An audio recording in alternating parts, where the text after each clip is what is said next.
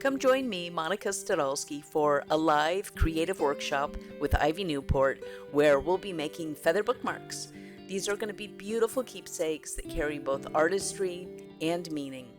Together, we're going to be exploring watercolor, ink, collage, and of course, a touch of metallic shimmer to bring those feathers to life.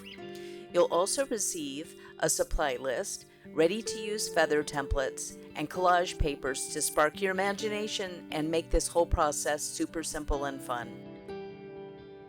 Feathers have long been seen as messengers and symbols.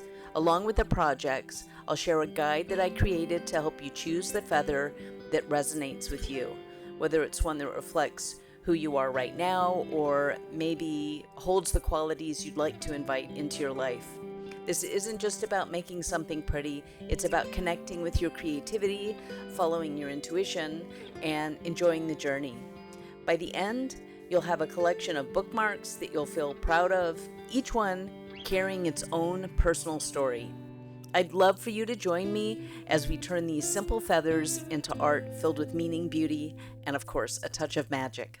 See you there.